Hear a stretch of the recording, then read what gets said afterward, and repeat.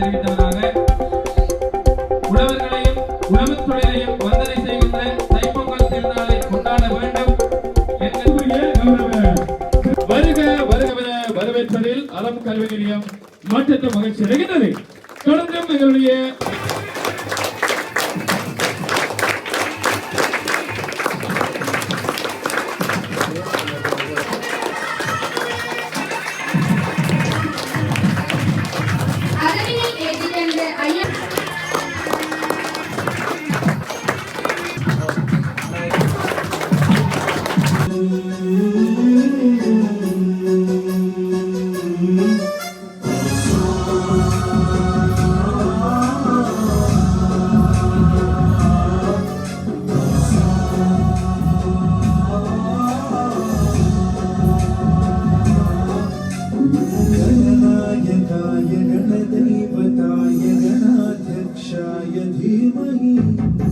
गुणशरीराय गुणमण्डिताय गुणेशानाय धीमहि गुणातीताय गुणाधीशाय गुणप्रविष्टाय धीमहि एकदन्ताय वक्रतुण्डाय गौरीतनयाय धीमहि गजेशानाय भालचन्द्राय श्रीगणेशाय धीमहि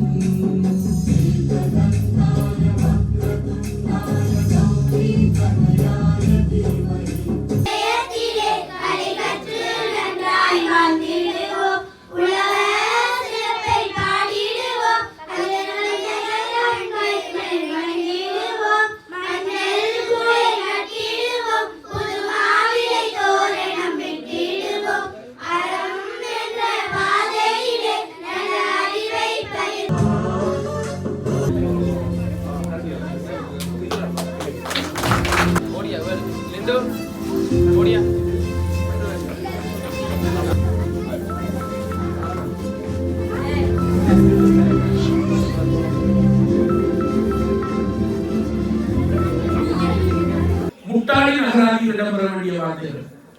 எந்த ஒரு விடயமும் முடியாது என்ற ஒன்றும் இல்லை. சுப்ராஜினர் கேட்டா சொல்லுவார், எந்த ஒரு கர்மத்தை எடுத்தாலும் எங்களோட உதயம் நிறுவனத்தில் தலைவர் கேட்டா சொல்லுவார், எந்த ஒரு கர்மத்தை எடுத்தாலும் முயற்சி மேல் முயற்சி எடுத்தால் அது நிச்சயமாக நிறைவேறும். அதே போதுதான் எங்கள் பிள்ளைகளை என்னவாக மாற்ற வேண்டும் என்பதை நாங்கள் மனதில் கொண்டு சரியான வழியில் பயணிக்க வேண்டும். பிள்ளைகளை அடிப்பது அல்லது சொக்கை பிடித்து முறுக்குவது, காலை பிடித்து திருகுவது, தலையில் குட்டுவது, மிஞ்சி போனால் கம்பெடுத்து அடிப்பதெல்லாம் கல்விக்குரிய வழிகள் அல்ல. இதெல்லாம் கல்வியிலிருந்து பிள்ளைகள் வெறுப்படைவதற்குரிய வழிகள். கன பிள்ளைகளை நாங்கள் தெருவில் கண்டா கேட்கலாம், ஏண்டாவது நீ பள்ளியை விட்டு கேட்டா சொல்வார்கள், அந்த ஆசிரியர் அடிச்ச அடியோடு அண்டையிலிருந்து நான் பாடசாலைக்கு போகாம விட்டேன், குட்டிய குட்டோடு நான் பாடசாலை விட்டு ஒரே ஓட்டம் ஓடினேன். சரீர தண்டனைகள் என்பது மாணவர்களுக்கு கல்வியிலிருந்து வெளியேறுவதற்கு தான் உதவி செய்யுமே ஒழிய உருவாவதற்கு வழிவகுக்காது. மாணவர்களுக்கு வழிகாட்டல் ஆலோசனை வேண்டும், புத்தி சொல்ல வேண்டும், இயன்ற வரைக்கும் புத்தி சொல்ல வேண்டும்.